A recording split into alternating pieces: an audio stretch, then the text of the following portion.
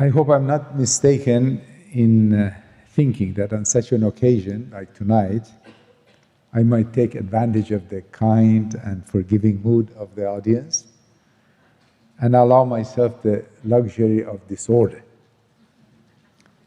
What you're about to hear is not a well-organized lecture, but a series of scattered thoughts, my own musings on the nature of and challenges of the intellectual life of the Baha'i community. To begin, I should say that a part of me tends to dismiss my concern with the intellectual life of a community as unnecessary. Why belabor an obvious and straightforward matter, insists a voice within me. It is in the very nature of the Baha'i community for its members to pursue education. Look at our history. After one or two generations, Baha'is everywhere in the world came to enjoy a notably high level of educational achievement. Baha'i families give the highest priority to the education of their children, and as the community grows in size, Baha'is will move to the forefront of every imaginable field of human endeavor. The clarity of mind they have acquired from a profound knowledge of the writings, their own upright characters, their love for truth will enable them to gain unprecedented insights into reality. And gradually, more and more talented Baha'is in each field will begin to collaborate with one another, and together will advance the frontiers of knowledge in their areas of expertise.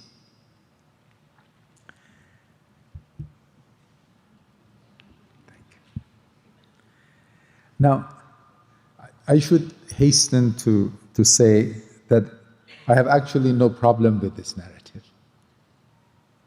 I am certain that the process as described has been unfolding for some time and will continue to gain momentum.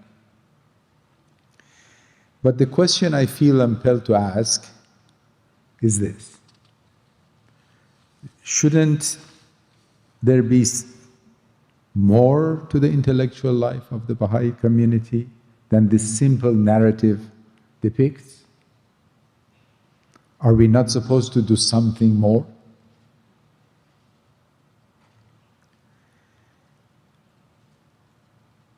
On the long road from obscurity to the establishment of the order of Baha'u'llah, we have reached a point where we are being accepted as a world religion alongside other major religions.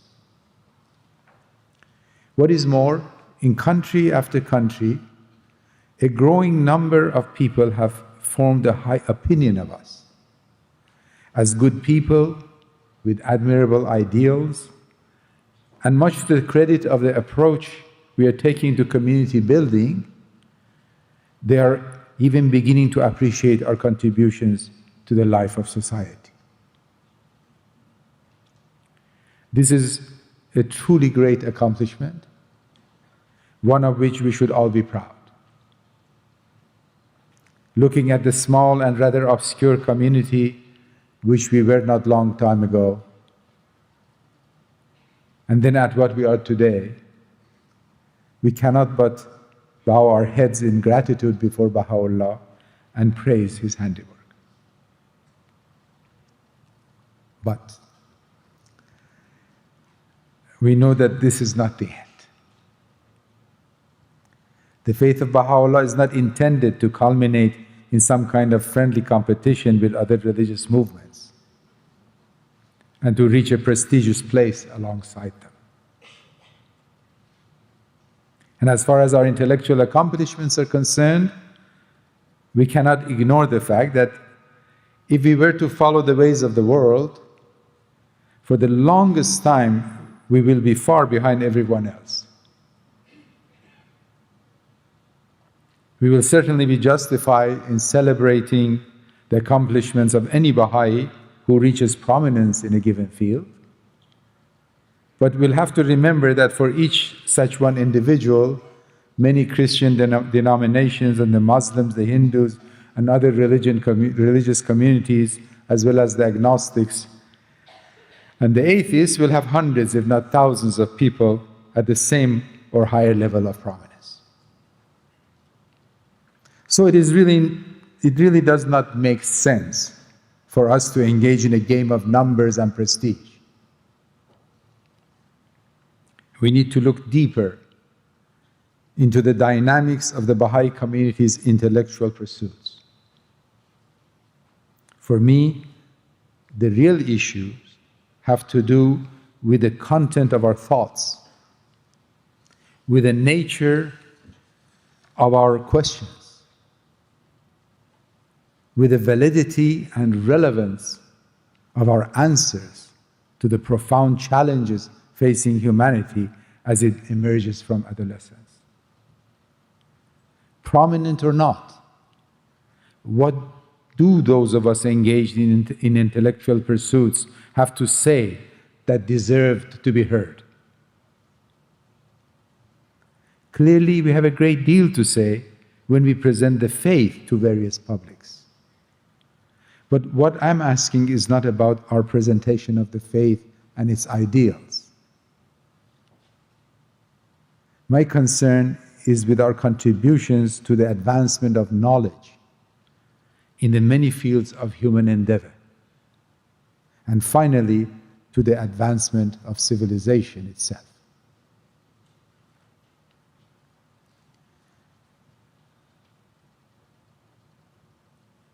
I would like to suggest that such a fundamental question can only receive reasonable answers when examined in the light of the mission of the faith and the nature of the transformation that humanity is to undergo as envisioned by Baha'u'llah.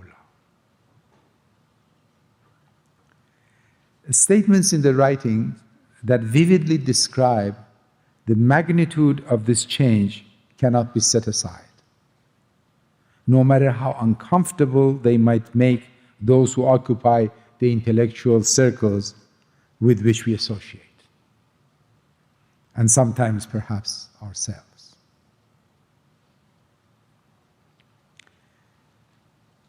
No doubt we need to be wise in the way we discuss with others the kind of change we predict, both for the individual and society, as humanity passes from childhood to maturity. But we cannot be forgetful of what our writings have to say about the transformation that is bound to occur when we are reflecting on ourselves, on our own pursuits, and on the characteristics of our own communities. The direction of our thoughts has to be set by an ever-growing appreciation of his stupendous vision of human civilization, and a clear understanding of the forces operating in the present deficient and moribund order. There is no need to quote extensively from the many passages relevant to this theme, not to this audience, for you know them well. The world's equilibrium hath been upset through the vibrating influence of this most great, this new world order, Baha'u'llah states in the Kitab-e Aqdas. Mankind's ordered life hath been revolutionized through the agency of this unique, this wondrous system, the like of which mortal eyes have never witnessed. Abdul Baha tells us that we must now become imbued with new virtues and powers, new moral standards, new capacities, new bounties, perfect bestowals are awaiting and already descending upon us. The gifts and blessings of the period of youth, although timely and sufficient during the adolescence of mankind, are now incapable of meeting the requirements of its maturity. And as to the present world, Shoghi Effendi has written many passages. Here is one. A world dimmed by the steady dying out light of religion, heaving with the explosive force of a blind and triumphant nationalism, scorched with the fires of pitiless persecution, whether racial or religious, deluded by the false theories and doctrines that threaten to supplant the worship of God and the sanctification of His laws, enervated by a rampant and brutal materialism, disintegrating through the corrosive influence of moral and spiritual decadence, and enmeshed in the coils of economic anarchy and strife. Such is the spectacle presented to men's eyes as a result of the sweeping changes which this revolutionizing force, as yet in the initial stage of its operation, is now producing in the life of the entire planet.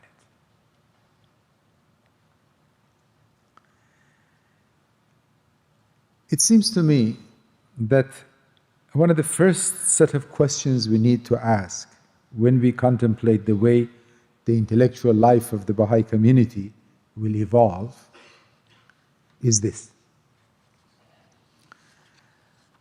Baha'u'llah refers to the present order as lamentably defective. How defective do we think defective really is?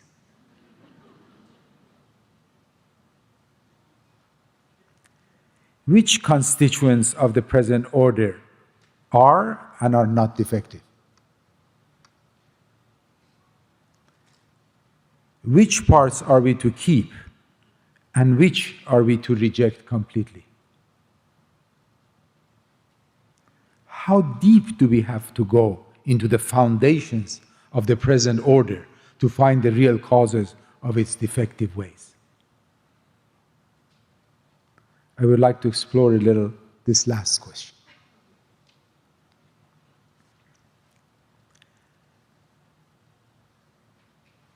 First, that there is much wrong with this world is something that today a vast number of people confess. And it's not difficult to reach agreement, particularly in progressive circles, on a list of problems that face humanity and have to be overcome if a better world is to emerge. Large numbers have no access to education, unemployment is rampant, dictatorships oppress people, and so on. Therefore, education for all, employment for all, freedom to live in democratic cultures for all are the kinds of objectives to be pursued. So long is the list of all the ills of present-day society, and so visible they are near the surface, that we are certainly justified to reach the conclusion that a sizable portion of the growing intellectual resources of the Baha'i community should be directed towards seeking effective remedies for them. In other words, it seems reasonable to think that we should engage alongside other like-minded people in endeavors that seek solutions to the problems of humanity, and in the process seek knowledge and develop and exercise our intellectual capacity. We would, of course, go further than many progressive movements in both thought and action, and assert that solutions cannot be found merely on the plane of the material. The human heart has to change, and any effort to overcome the huge problems facing humanity will have to rely on spiritual as well as material forces. We know that the Universal House of Justice has stated, behind so much of the turbulence and commotion of contemporary life are the fits and starts of a humanity struggling to come to age. Widely accepted practices and conventions, cherished attitudes and habits are one by one being rendered obsolete as the imperative of maturity begin to assert themselves. What we need to accept then is to dedicate a great deal of our intellectual resources to look into these practices and conventions, attitudes and habits, and help replace them with the spiritually sound equivalents. But such an intention, if it is to be more than the expression of pious belief, creates formidable challenges for the intellectual life of the Baha'i community. The intellectuality that allows one to bring to bear spiritual and material forces in a coherent way on the life of humanity is not easy to come by. I honestly don't know if it has been invented yet. Much is to be done to develop it through the exertions of the Baha'i community and other like-minded people. But this is certainly something we can and we should do. Yet this aspect of the development of our intellectual capacity only addresses the defective character of the present order at the level of visible problems.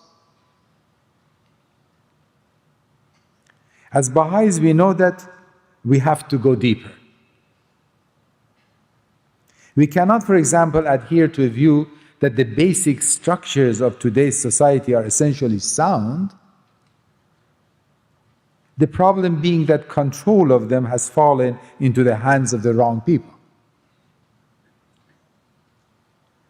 Only if spiritualized people, the kind we are trying to become, were in charge, peace and prosperity would emerge.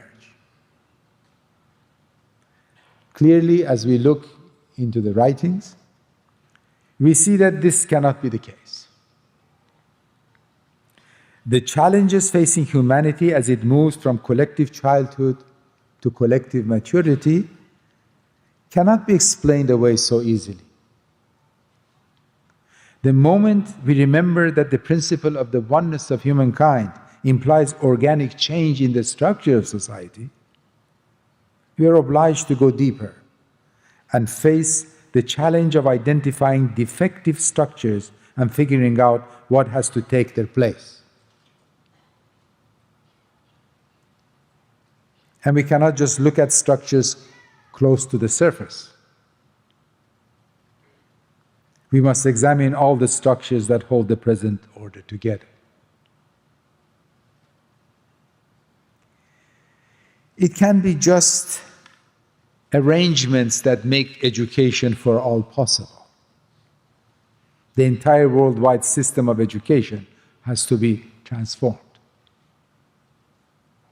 It can't be just more jobs or credit to create employment for all. It has to be the restructuring of economic life according to a delicate interplay between the principle of the oneness of humanity and the exigencies of justice. It cannot be just democratic culture as it is defined today. It has to be a culture that deals with such concepts as freedom, authority, and governance in a different way than humanity has ever done before. Now, what is clear is that when we move from engagement in social action, by looking at the problems of humanity, to thinking about the structure of society, the demands on the intellectual life of our community grow enormous. So this is the second level of challenges that come to us. To establish some kind of educational program for a given population in some part of the world, to offer good quality healthcare to another, or to help improve the agricultural practice of a group of farmers, do constitute fields of action in which we develop and exercise the kind of intellectuality we are seeking. But to have something to say about the system of education or healthcare in a region, or the organization of the market, or the structure in place for the diffusion of technological knowledge is intellectually far more demanding. So the intellectual life of our community has to develop in such a way that a reasonable number of us are able to identify the structural defects of the present order, and to participate in those discourses of society that permit deep deliberation on alternatives.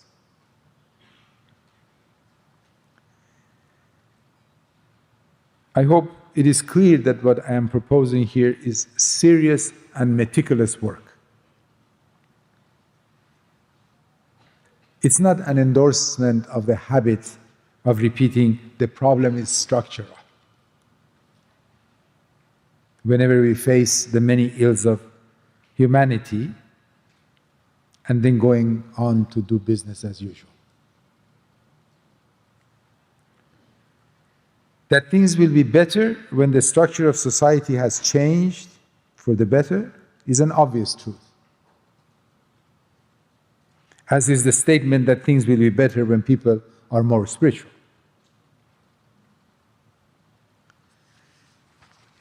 The question is, what are the structures of the future society like? And how do we build them?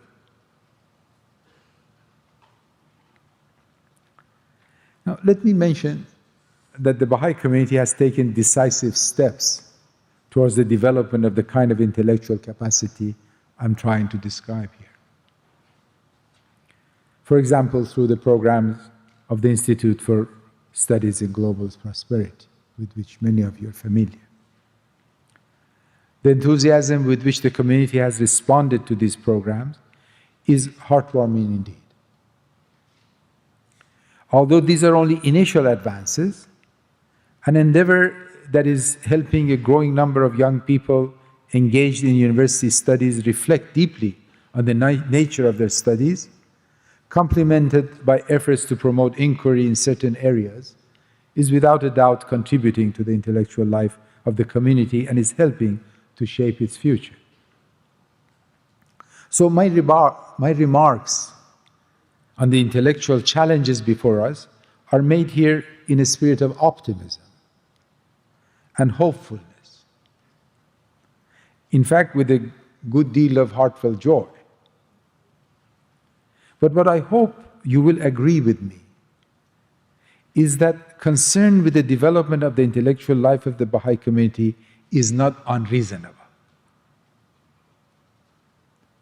The simple narrative I presented at the beginning describes only the obvious.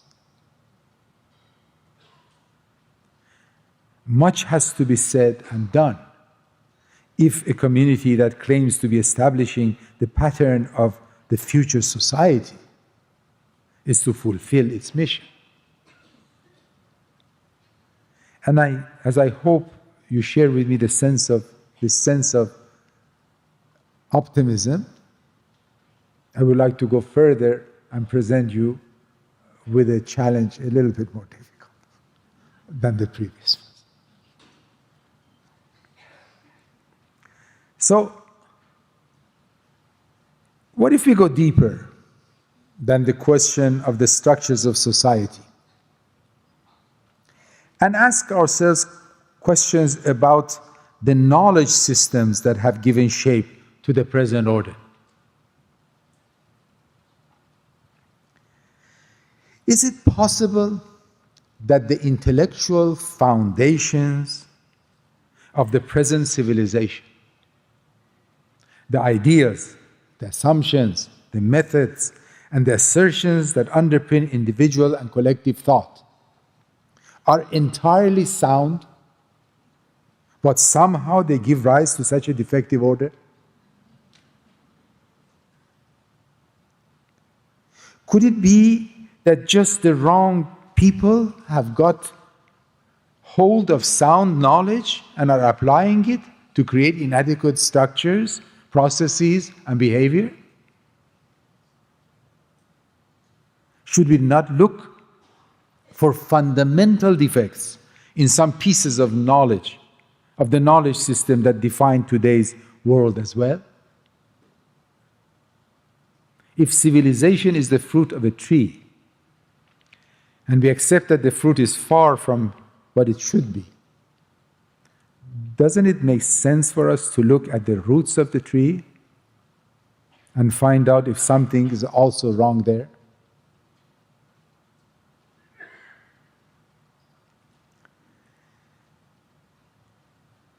I realize that the kind of question I'm asking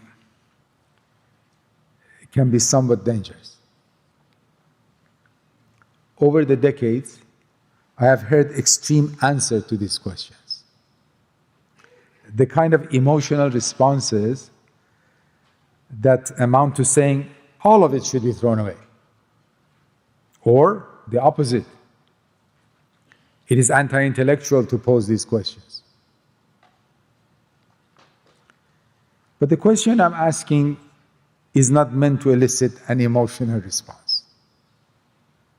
It is an appeal for careful and rational analysis. In the light of Baha'u'llah's revelation, of today's reality and the historical forces at work. All that is being suggested is that such a careful examination should go beyond behavior and socio-political structure and also include the intellectual foundations of the present order. At least the intellectual foundations of social, economic, and political thought. And let me be bold enough and say the intellectual foundations of culture.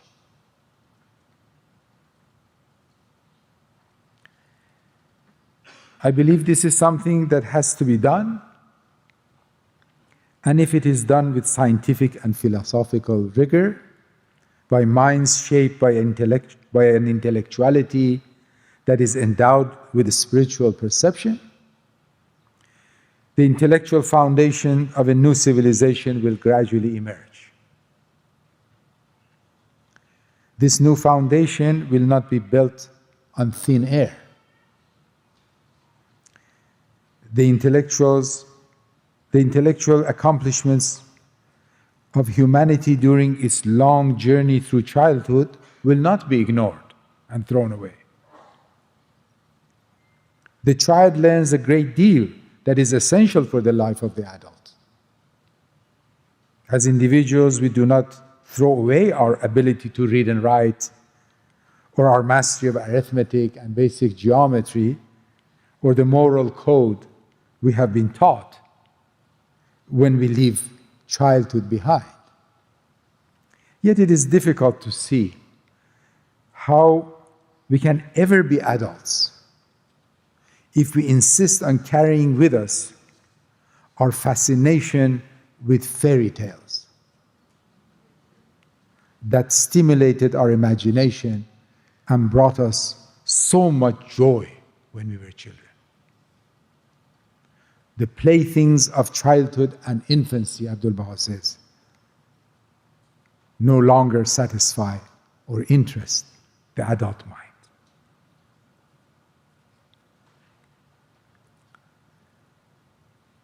That a decision to acquire the capacity to engage in a rigorous examination of the intellectual foundations of our civilization places formidable demands on the way the intellectual life of the community has to develop seems evident.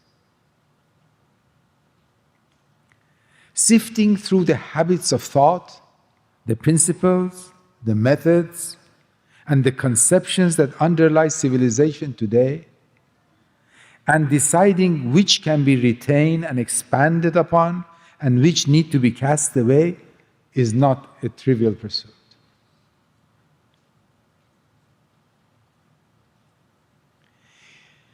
Which one of our societies cherish conceptions of human psyche?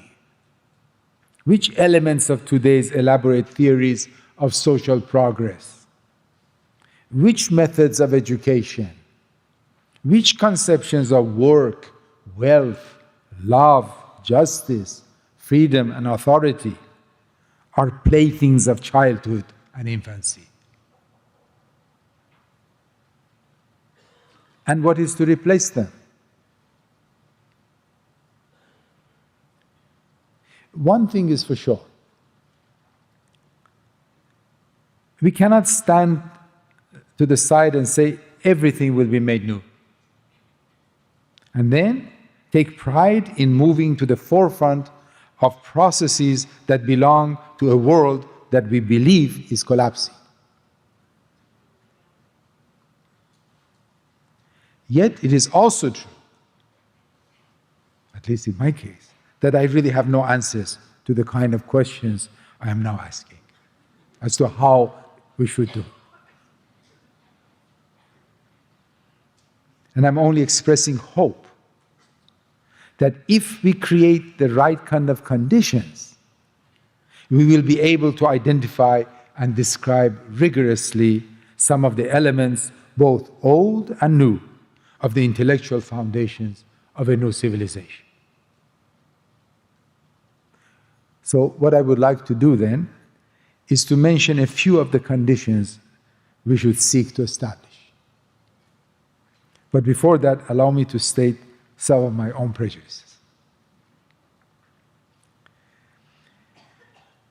I think the advances humanity has made and is making at a remarkable pace in the natural sciences are far more like reading and writing in the life of the individual than the fantasies of childhood.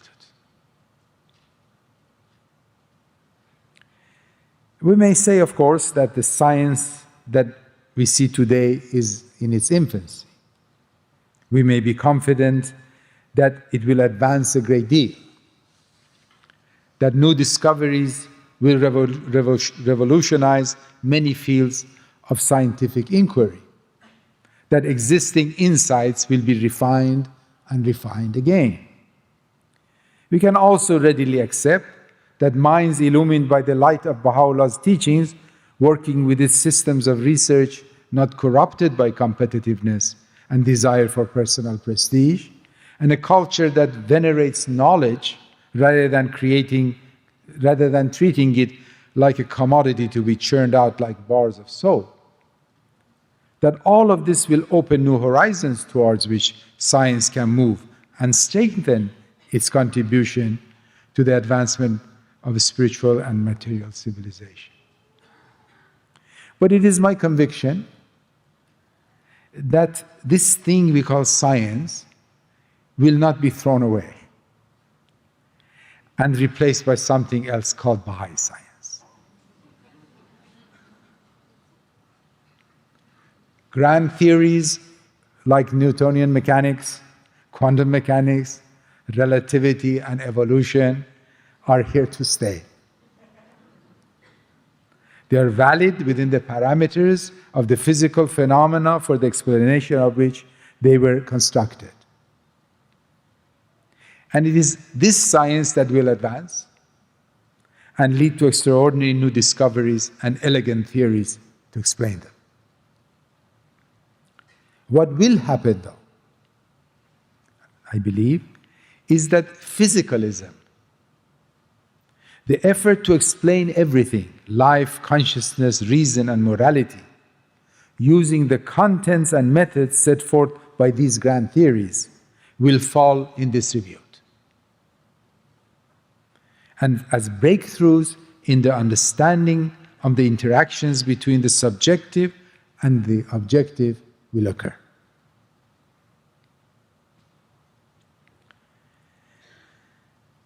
When I move away from the modern natural sciences into other components of the intellectual basis of, say, Western civilization, the civilization that appears to have had the most vitality in modern times, I cannot help but become more skeptical. I still hold in great respect the social sciences and philosophy that uphold this civilization, but keep seeing too many of the fantasies of childhood in them. Something much better has to emerge.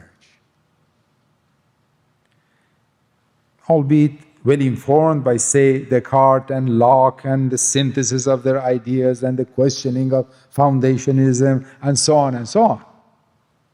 But something new upon which social, political, and economic thought appropriate for the age of maturity of the human race can be built.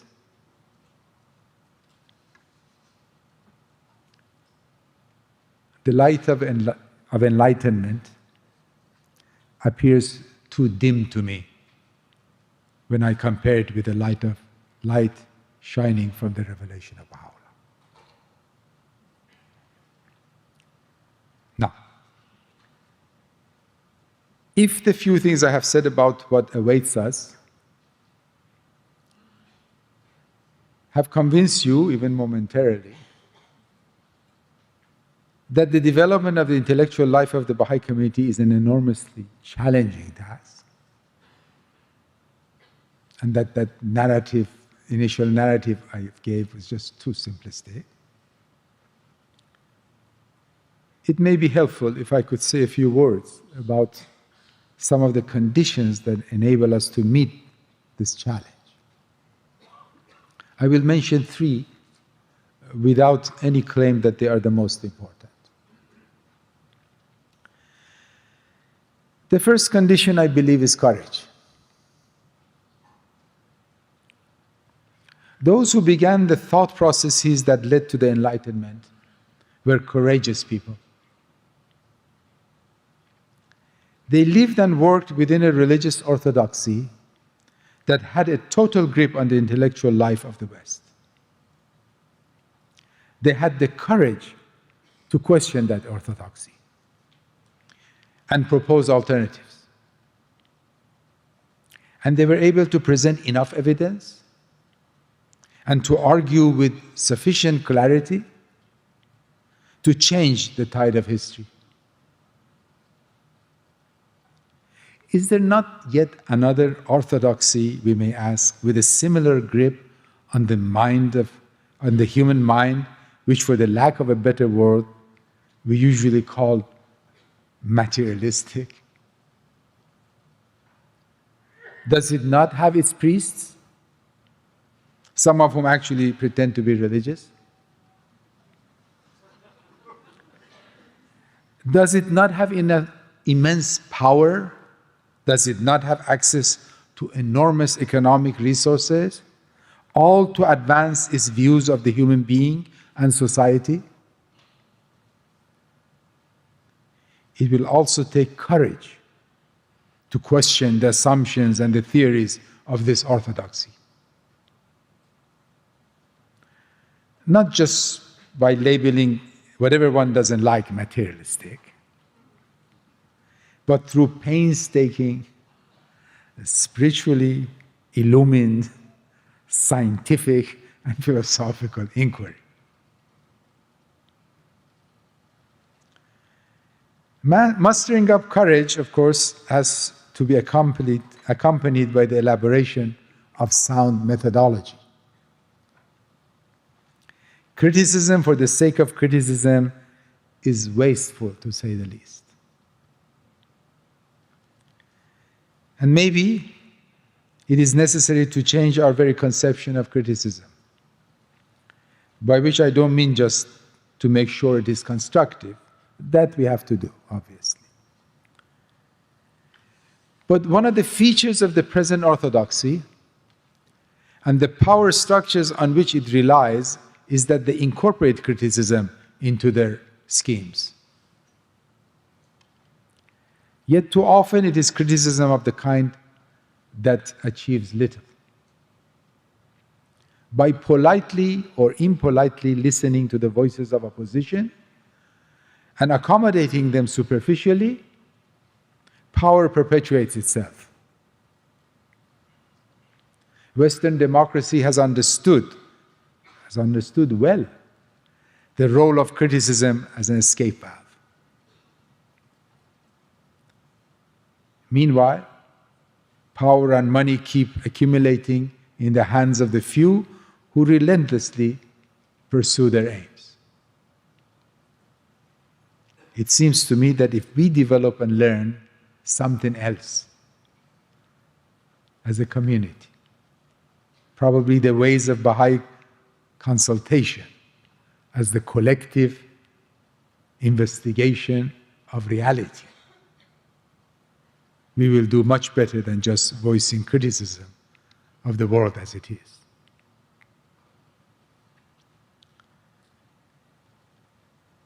A second condition I would like to mention that is conducive to the flourishing of the kind of intellectual life being proposed has to do with the fact that our community can't afford to be elitist.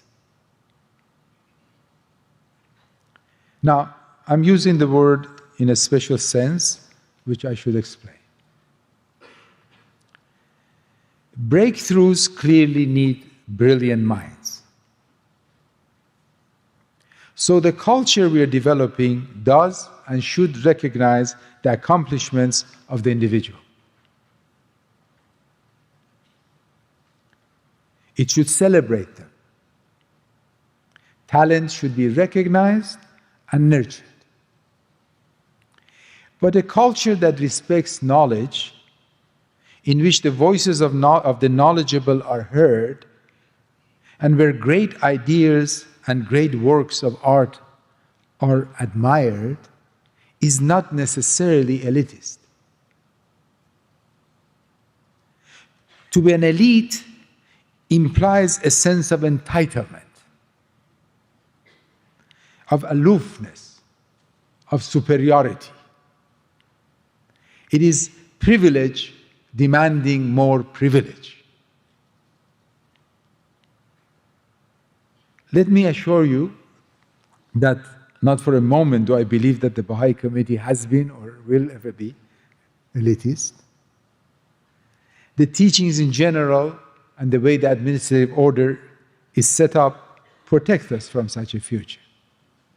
What I'm trying to do is to ask us to recognize the features of a culture that is not elitist, but nurtures talent and encourages intellectual and artistic accomplishments, so that we can promote it against the forces of an elitist society. The most important feature, I believe, is that in such a culture, knowledge is not the property of a few. It is accessible to all. Large bodies of ignorant people are not created,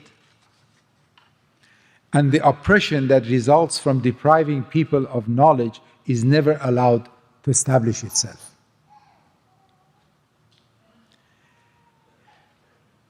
But then what are some of the mechanisms through which such a culture is strengthened? A look at the institute process, which is playing such a crucial role in our community building efforts in recent times, may lead to valuable insights into this question. A community with the kind of culture we are envisioning is in need of a worldwide, intellectually and spiritually sound conversation and its grassroots. In a world so fragmented, the Baha'i community has to nurture the habit of speaking in a language that transcends parochial patterns of thought, in a way that words begin to acquire the same meaning for people coming from totally different backgrounds.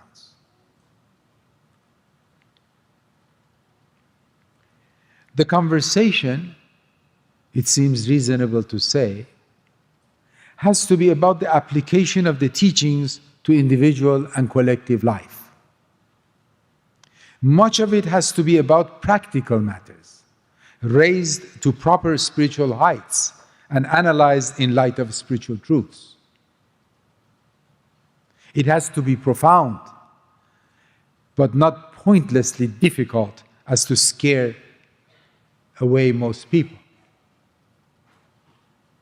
It has to allow multitudes to enter the conversation at the most accessible level, and then build capacity for increasing more complex thought. No one is to be left out.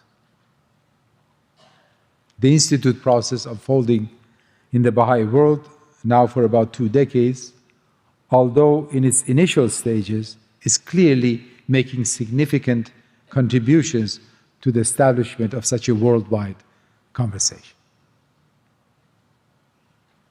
It is organized around a path of service upon which multitudes are invited to walk. It is a path on which people learn together how to fulfill their twofold moral purpose of attending to their own spiritual and intellectual development and to contribute to the transformation of society. Learning accumulates through a combination of study of the text and systematized experience. This is an important habit of mind that could help shape an intellectuality from certain false dichotomies, say between the spiritual and the material, or between knowledge welling up in the human heart as it connects itself to the ocean of revelation and knowledge acquired through experience. It is a habit of the mind that acknowledges the importance of evidence. It uses evidence to separate knowledge from human fancy. This is not the occasion for me to analyze the present form of the Institute process or its future possibilities.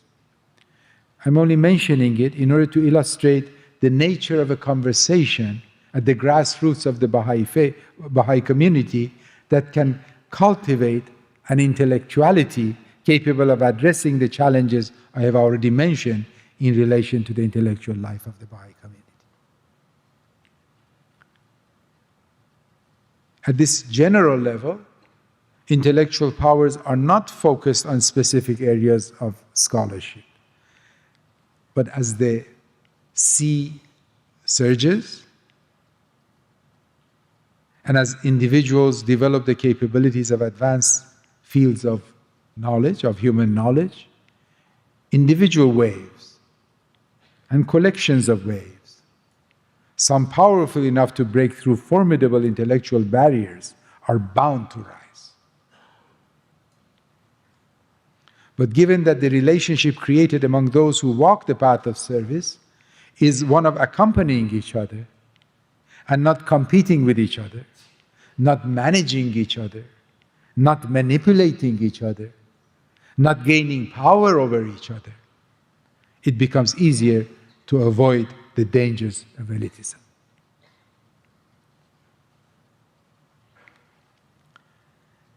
The third condition I would like to discuss a little tonight has to do with harmony between science and religion.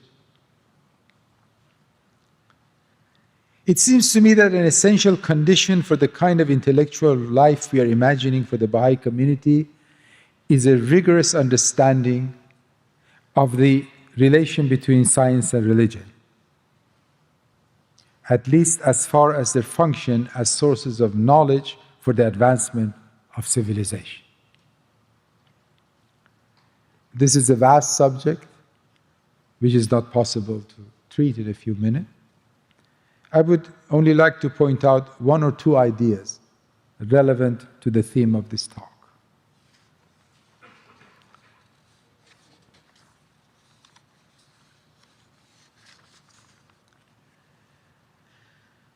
In recent years, in the context of the rise of a new civilization, we hear more and more the Baha'i community use the phrase science and religion as two complementary overlapping systems of knowledge and practice. Now, a firm materialist would reject the description outright because it goes against his religion to talk about religious belief as knowledge. But I also realize that the idea of religion being a system of knowledge and practice makes some religious people, including some Baha'is, a little uncomfortable. This is unfortunate because the discomfort arises from a misunderstanding of the intention of the phrase. I assure you that when I think of my faith, the first thing that comes to my mind is not a system of knowledge and practice. I think of the dazzling light of Baha'u'llah's revelation. I think of the greatness of this day, the power of the covenant, the joy of turning to the most great beauty. But when it comes to our efforts to advance civilization, I'm reminded that according to Shoghi Effendi, the cause is scientific in its method, and that spiritual and material civilization has to be built with knowledge from both religion and science. In this context, examining the two as complementary systems of knowledge and practice proves quite useful.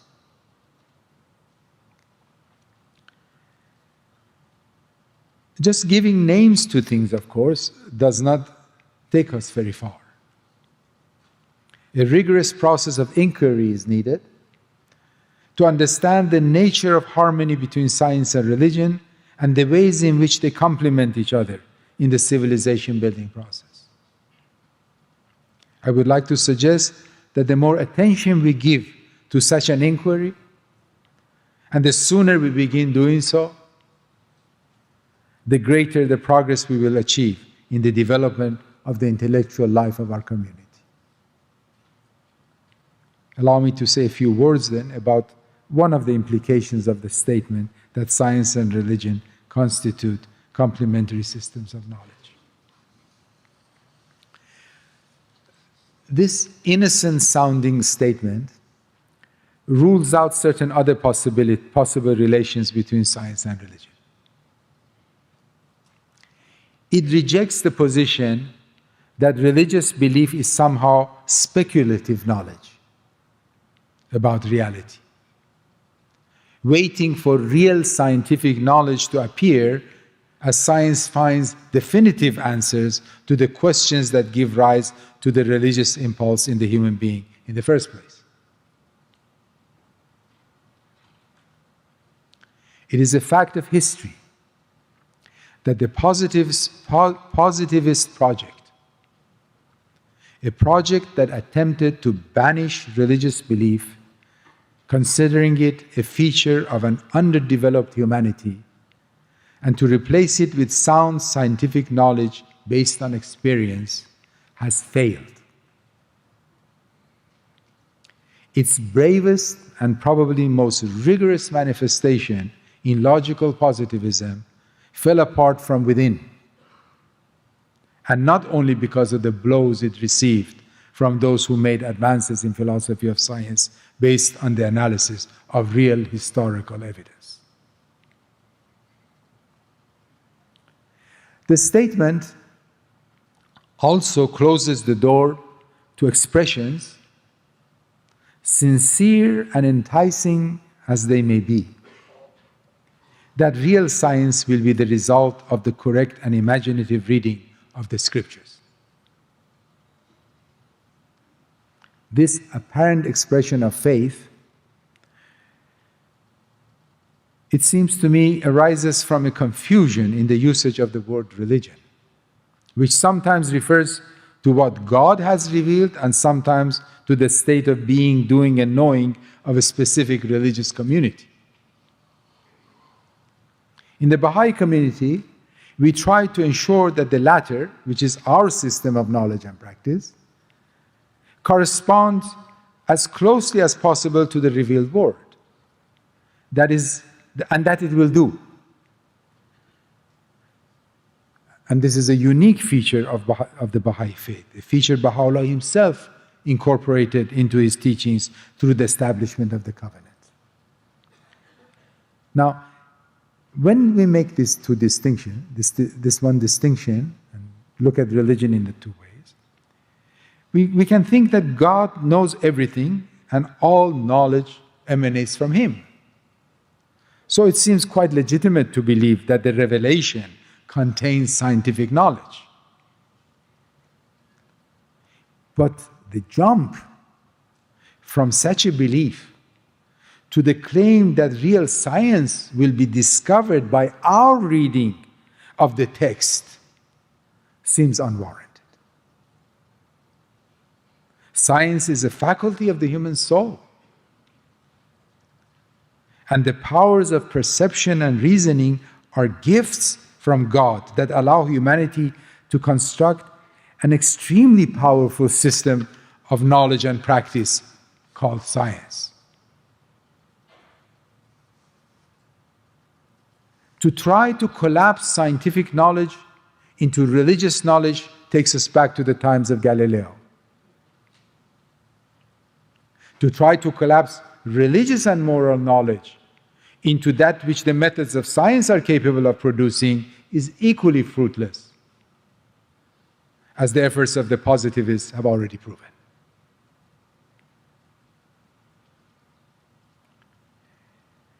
But how easy it is for any of us to find ourselves in one or the other position when we try to solve one or another kind of problem.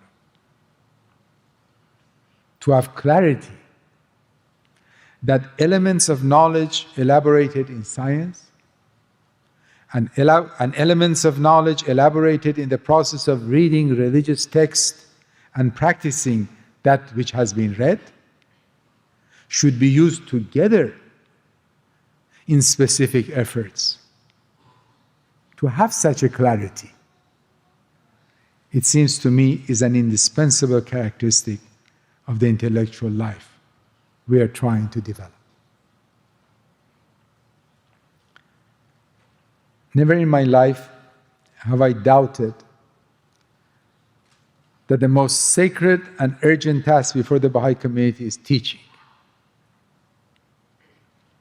The masses of humanity need to see the light of Baha'u'llah. At the same time, albeit with less feeling of urgency, I have felt that the resulting Baha'i community, the growing Baha'i community, needs to increase its understanding of science. Not scientism, not those popular versions of science that cannot distinguish it from magic, not the mere knowledge of technology, the grasp of scientific knowledge in all its power.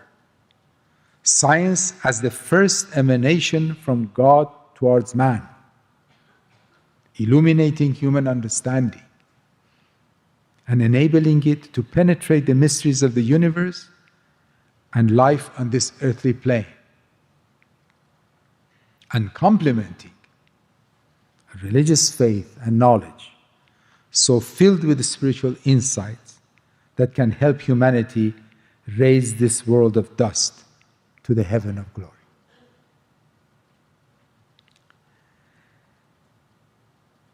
So, friends, I have tried to share with you some thoughts about the intellectual life of the Baha'i community that over the years have occupied my mind. As I mentioned at the beginning, this is not a systematic treatment of the subject. What I hope I have achieved is to show how challenging the road is ahead of us,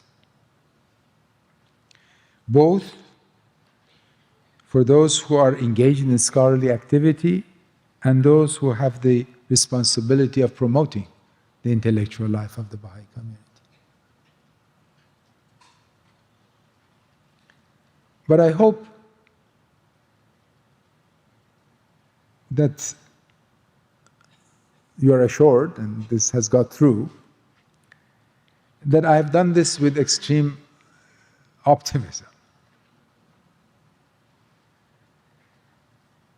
Because I really do see the prospects of this intellectual life with great optimism. And this optimism is not the result of wishful thinking. For the longest time, I have hoped for, I have longed for the appearance of an intellectuality that would integrate the spiritual and the material,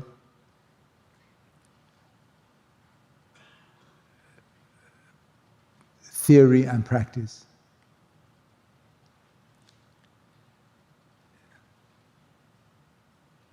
An intellectuality that would have its roots in the civilization building efforts of the Baha'i community, but at the same time have access to the forefront of intellectual development in the world.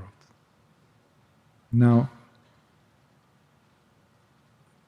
please accept it and trust, if you want, from someone who knows the efforts of the Baha'i community intimately, that such intellectuality is really appearing.